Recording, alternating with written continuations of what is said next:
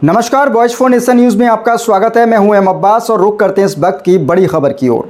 इटावा में कथावाचक के साथ हुई घटना को लेकर इन दिनों राजनीति ने तूल पकड़ लिया है। इटावा कथावाचक मामले को राजनीतिज्ञों ने ब्राह्मण बनाम यादव का रंग चढ़ाकर जंग का मैदान बना दिया है। इटावा में यादव कथावाचकों की चोटी काटने के मामले को महामंडलेश्वर स्वामी कृष्णानंद महाराज ने गलत बताते हुए कहा कि किसी भी कथावाचक के साथ इस तरह का व्यवहार बरतना गलत है, लेकिन किसी भी कथावाचक को अपनी जाति छुपाकर कथा नहीं करनी चाहिए। यादव भी सनातन हिंदू हैं। साथ ही आध्यात्मिक गुरु महामंडलेश्वर स्वामी कृष्णानंद महाराज ने कहा कि जो भी भगवत भक्त हो वह कथा कर सकते हैं। साथ ही आध्यात्म गुरु ने कहा कि पुराणों में कहा गया है कि ब्राह्मण ही अनुष्ठान के लिए संकल्प करवाता है और संकल्प ब्राह्मण के द्वारा ही किया जाना चाहिए, लेकिन भगवत भक्तों के भाव को देखते हुए भगवान कृपा करते हैं। भगवत भक्त ब्राह्मण हो, क्षत्रिय हो या यादव हो, तो सभी सनातनी ही हैं, इसलिए सभी एक दूसरे के भाई बंधु हैं। राजनेताओं ने राजनीतिक रोटी सेकने के लिए इटावा कथावाचक प्रकरण को राजनीतिक रंग देकर ब्राह्मण बनाम यादव बना दिया है।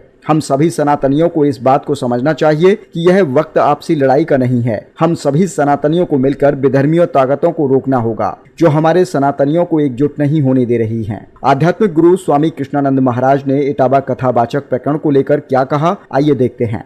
अध्यात्म गुरु महामंडलेश्वर स्वामी कृष्णानंद श्रीधाम वृंदावन से, जैसा कि अभी अभी घटना घटित हुई है इटावा की, जिसमें किसी भागवताचार्य ने व्यास मंच पर बैठ करके कथा सुनाई और ग्रामवासियों ने वहां पर उसके साथ अभद्रता की और सिर का मुंडन कर दिया।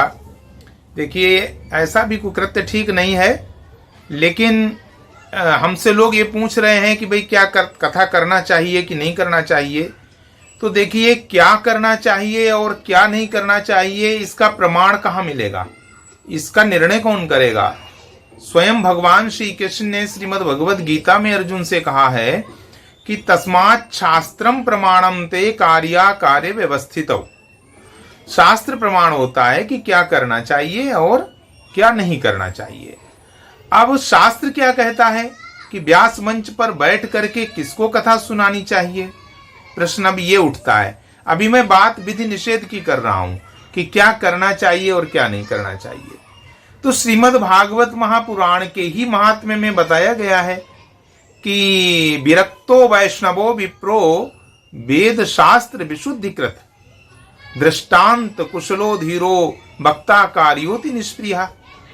कि वक्ता कैसा होना चाहिए, विरक्त होना चाहिए, वैष्णव होना चाहिए, भगवान के प्रति उसका समर्पण होना चाहिए, बहुत बड़ा भक्त होना चाहिए। विरक्तो वैष्णवो विप्रो, विप्र होना चाहिए, विप्र का मतलब वेदज्ञ ब्राह्मण होना चाहिए, और वेदों शास्त्रों के अर्थ को सही तरीके से उसके अर्थ की उस व्याख्या कर सके, ऐसी क्षमता हो, ऐसा होना चाहिए। दृष्टांत कुशल हो, धीर हो। धीर के बहुत व्यापक अर्थ हैं, यहाँ पर धीर का अर्थ करने का समय नहीं है।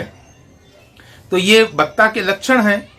देखिए, भगवान का चरित्र करना, गुणगान करना अपराध नहीं है, लेकिन अपनी पहचान छिपा करके कोई कृत्य करना ये अपराध की श्रेणी में आ जाता है। चाहे यादव हो वो गुणगान करें भगवान का, चाहे क्षत्रिय भगवान का गुणगान करें, चाहे ब्राह्मण गुणगान करें, लेकिन पहचान छिपा करके मत करो। जिसकी इच्छा होगी वो बुलाएगा, नहीं इच्छा होगी नहीं बुलाएगा आपको।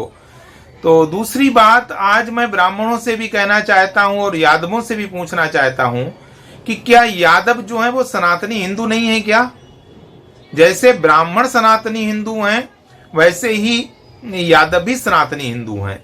और ये बहुत बड़ी साजिश है राजनीतिक कि सनातनी हिंदुओं को लड़ाने का एक कुत्सित प्रयास किया जा रहा है, और इस मामले को ब्राह्मण बनाम यादव बना दिया गया है।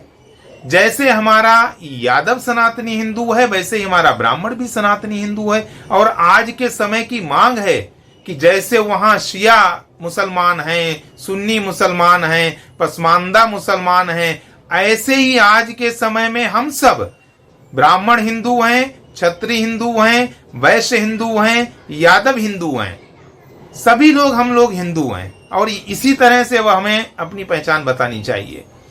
तो आज ये समय जो है हिंदुओं को संगठित रह करके विधर्मियों से लड़ने का है और सनातन विरोधियों से लड़ने का है।